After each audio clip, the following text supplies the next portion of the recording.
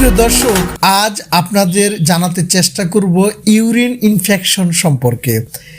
কি কি লক্ষণ দেখলে আমরা বুঝবো যে আমাদের বা আমাদের কাছের কারো ইউরিন ইনফেকশন হয়েছে।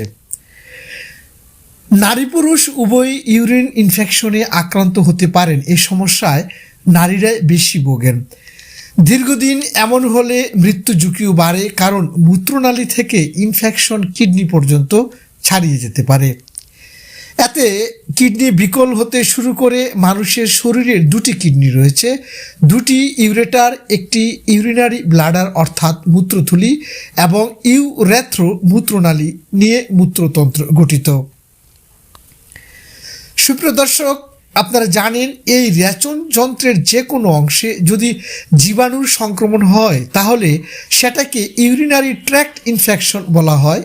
কিডনি, মূত্রনালী, মূত্রথলি বা একাধিক অংশে একসঙ্গে এই ধরনের ইনফেকশন হতে পারে, আর এই সংক্রমণকেই সংক্ষেপে ইউরিন ইনফেকশন বলা হয়।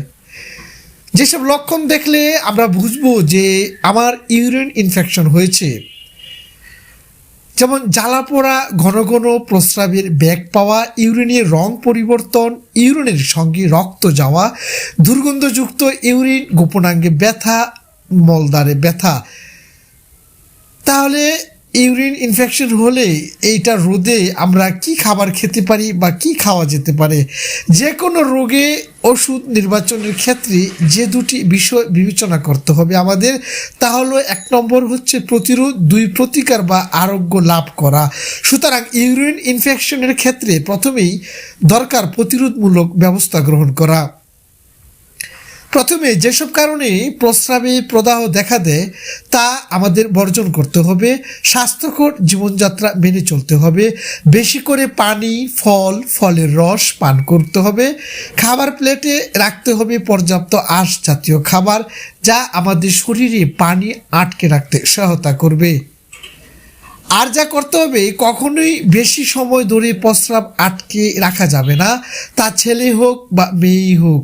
বিশেষ করে শিশুদের ক্ষেত্রে স্কুলের টাইমেও বাথরুমে যাওয়ার জন্য উৎসাহিত করতে হবে। প্রয়োজনে স্কুলের শিক্ষকদের সহায়তায় বাচ্চাদের বাথরুম পরিষ্কার পরিচ্ছন্ন রাখার প্রয়োজনীয়তা নিয়ে আলোচনা করতে হবে। প্রস্রাবে ইনফেকশন প্রতিরোধে কিশোরীদের ক্ষেত্রে লজ্জা ভেঙে নিয়মিত ও সময়মতো ইউরিন পাস করার অভ্যাস গড়ে তোলা খুবই গুরুত্বপূর্ণ। আর যাদের ঘন ঘন প্রস্রাবে ইনফেকশন হওয়ার প্রবণতা রয়েছে তারা দৈনিক অন্তত 3 লিটার বিশুদ্ধ পানি পান করুন। এর জন্য অবশ্যই লেবুর পানি, ডাবের পানি বা গ্লুকোজ ওয়াটার রাখতে হবে। বিশেষ করে প্রস্রাব হলুদ হওয়ার সঙ্গে সঙ্গে পানি খাওয়ার পরিমাণ আরও বাড়াতে হবে। প্রতিদিনের খাদ্য তালিকায় ভিটামিন সি জাতীয় খাবার, যেমন লেবুর পানি, কমলা বা মাল্টার রস, কেননা ভিটামিন সি ব্যাকটেরিয়া ধ্বংস করে মূত্রনালী ভালো রাখে এবং প্রস্রাবের জ্বালা ভাবও কমায়। আর খাদ্য তালিকায় নিয়মিত রাখতে হবে আনারস। এতে আছে ব্লোমেলাইন নামের উপকারী এনজাইম, যা ইউটিআই থেকে প্রতিরোধ ও প্রতিকার দুটিই দেবে আপনাকে। কিন্তু গর্ভাবস্থায় আনারস খাওয়া থেকে বিরত থাকতে হবে।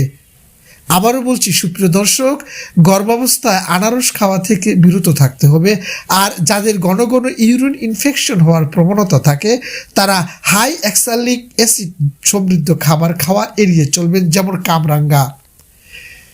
ঘন ঘন ইউরিন ইনফেকশন কিডনির সুস্থভাবে কাজ করার পরিপন্থী, তাই পর্যাপ্ত পানি খান, সুস্থ থাকুন। আর খেতে হবে আমাদের নিয়মিত বিশুদ্ধ নিরাপদ খাবার। সবার জন্য শুভকামনা। ভালো থাকুন। শিকড় নিউজ ডেস্ক, ঢাকা।